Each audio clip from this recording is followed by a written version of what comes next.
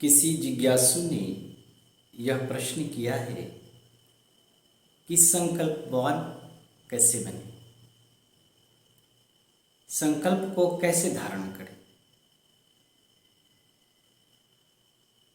बहुत ही प्यारा सवाल है।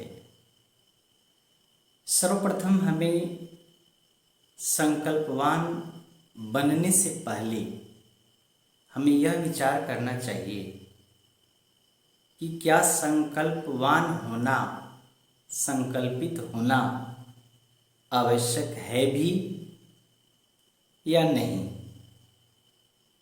इस पर विचार पहले आवश्यक है। तो जरा संकल्प पे हम लोग चिंतन करेंगे तो पाएंगे कि संकल्प अपने आप में कोई सकारात्मक चीज नहीं है। यह बेहद ही नकारात्मकता के साथ उपस्थित होता है। संकल्प अपने आप में नकारात्मक होता है, सकारात्मक नहीं। अक्सर कहते हुए लोग पाए जाते हैं कि संकल्प से ही सिद्धि मिलती है। सिद्धि का अर्थ सफलता से होता है। दरअसल ये वो लोग होते हैं जिन्हें कभी किसी प्रकार की सफलता प्राप्त ही नहीं होती। वही ऐसा बोलते हुए पाए जाते हैं कि संकल्प से सिद्धि मिलती है।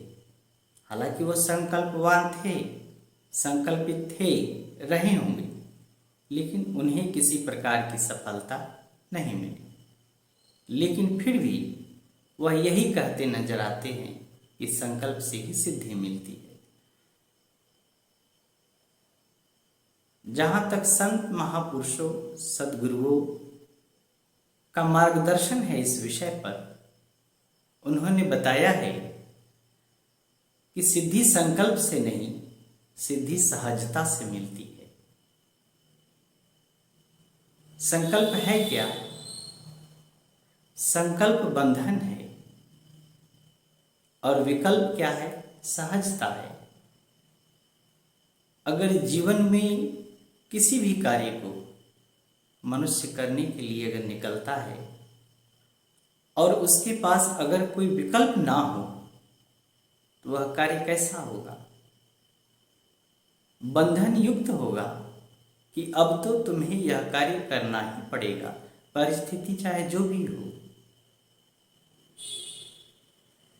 अगर वह कार्य पूर्ण होता है तब तो ठीक है, जिसकी संभावना महज 10% से अधिक नहीं मानी जाती है। संकल्प 10% में ही कार्य करता है और विकल्प 90% में कार्य करता है। तो विकल्प का जो क्षेत्र है वो विराट है, विशाल है, और संकल्प संकुचित है। संकल्प बंधन है, विकल्प मुक्ति है। संकल्प का फल क्या होता है? संकल्प का फल तनाव है, दुख है, त्रासदी है। विकल्प का फल क्या है? सहजता है, तरलता है, सुगमता है और आनंद है। विकल्प में एक फ्लेक्सिबिलिटी होती है जो संकल्प में नहीं होता। इसलिए व्यक्ति को जीवन के अंदर संकल्पवान बनने से बेहतर विकल्पवान बनना चाहिए, क्योंकि संकल्प का फल शुभ नहीं है और विकल्प का फल सदैव शुभ ही होता है। संकल्प वैज्ञानिक पद्धति भी नहीं है, विकल्प पूर्णतः वैज्ञानिक है। संकल्प अप्राकृतिक है, विकल्प प्राकृतिक है, कंप्लीट नेचुरल है। जैसे इसे एक उदाहरण से समझ सकते हैं अगर नदी का बहाव अपने दिशा में होता है और इस दिशा के बीच में कोई अगर चट्टान आ जाए तो नदी यह संकल्पित नहीं है कि जिस तरीके से वो जा रही है, जिस मार्ग से जा रही है, उसी मार्ग से जाए। वह विकल्प में रहती है। अगर रास्ते में कोई चट्टान आ जाए तो नदी का जो जल है उसके बगल से मार्ग बना लेता है और निकलने लगता है। अगर बगल से भी निकलने का मार्ग ना हो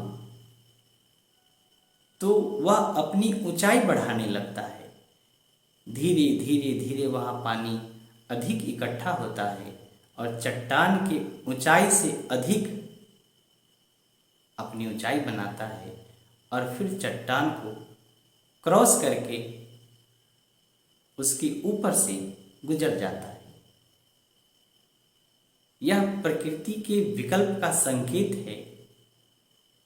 प्रकृति हमेशा विकल्प में जीने के लिए संदेश देती है। विज्ञान कभी संकल्प में नहीं चलता। विज्ञान यह अनुसंधान करता है कि इस प्रयोग से हमें क्या प्राप्त होगा। अगर यह प्राप्त हुआ तो बेहतर, अगर यह प्राप्त नहीं भी हुआ तो जो प्राप्त होगा वही उस अनुसंधान का अंतिम परिणति माना जाता है। तो संकल्प न तो वैज्ञानिक रूप से श्रेष्ठ है, ना ही प्राकृतिक रूप से श्रेष्ठ है और ना ही आत्मिक रूप से। इसलिए मैं इस सभा के माध्यम से यह संदेश देना चाहता हूँ कि व्यक्ति को संकल्पवान नहीं विकल्पवान बनना चाहिए, क्योंकि जीवन में संकल्प से